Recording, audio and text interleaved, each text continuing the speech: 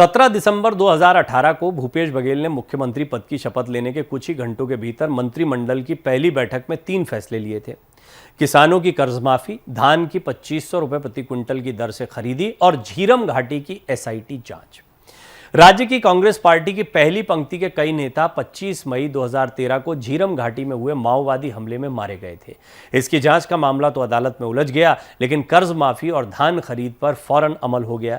राज्य सरकार का दावा है कि 2018 से अब तक राज्य सरकार 17,82,000 किसानों का 9,270 करोड़ का कर्ज माफ कर चुकी है।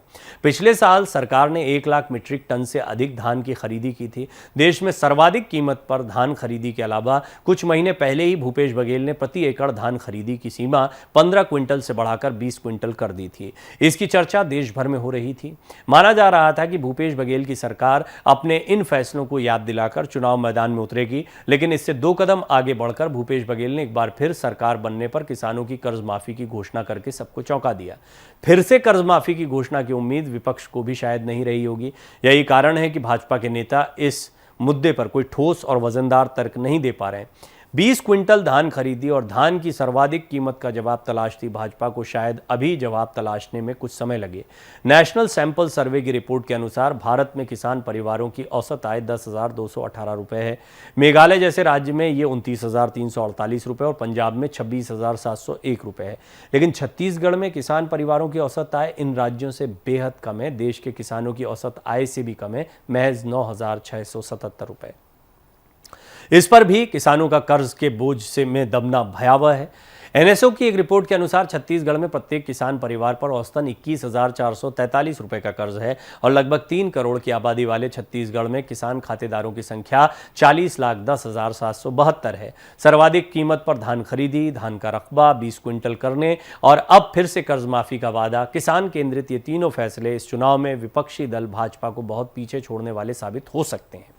अब बात टिकटों की करें। भाजपा ने अपने प्रत्याशियों की पहली सूची अगस्त के महीने में जारी की थी, लेकिन उसके महीने भर बाद अपने प्रत्याशियों की घोषणा करने वाली कांग्रेस ने सभी 90 सीटों पर प्रत्याशियों के नाम घोषित कर दिए, लेकिन भाजपा नाम जारी करने में पीछे रह गई। सभी नाम, खासतौर पर अंबिकापुर विधानसभा पर सबकी नजरें लगी हुई हैं, जहां से उप मुख्यमंत्री टीएस सिंहदेव चुनाव मैदान में हैं। क्या टीएस सिंहदेव के खिलाफ भाजपा अपने किसी मजबूत नेता को उतारेगी या कांग्रेस के बागी चिंतामणि महाराज जैसे किसी प्रत्याशी पर दांव खेलेगी?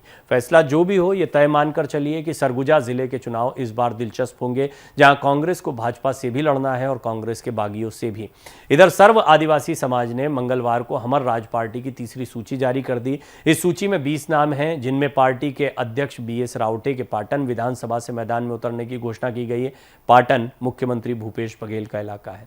हमर राज पार्टी की कोशिश होगी कि इस इलाके के कम से कम आदिवासी वोटों पर कब्जा जमाया जाए। सर्व आदिवासी समाज के नेताओं से मुख्यमंत्री की तनातनी वाले रिश्ते सार्वजनिक हैं। जाहिर है मुख्यमंत्री के खिलाफ पार्टी के अध्यक्ष का चुनाव लड़ना एक संदेश देने की कोशिश भी है, लेकिन यह भी तय है कि पाटन में हमर राज पार्टी को एक सम्मानजनक वोट पाने की चुनौती का भी सामना करना पड़ेगा।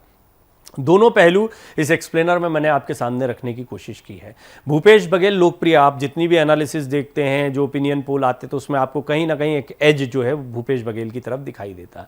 बहुत बड़ी वजह है, वो भी छत्तीसगढ़ की जनता की नब्ज को जानते हैं, वोटर को जानते हैं, और वो जानते हैं कि किसानों का मुद्दा यहाँ पर सबसे बड़ा मुद्दा होने वाला है।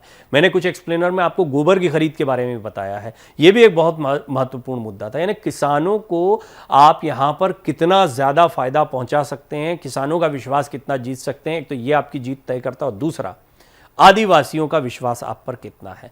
तो आदिवासी किसान भी कोई आदिवासियों से अलग नहीं। आप देखिएगा किसान वर्ग जो होता है उसको आप फिर किसी जाति में नहीं जोड़ सकते, उसमें बड़ी तादाद में, अगर बड़ी तादाद में आदिवासी हैं, अगर 31-32% आदिवासी वहां पर हैं, तो ज़्यादातर इनमें ही किसान होंगे।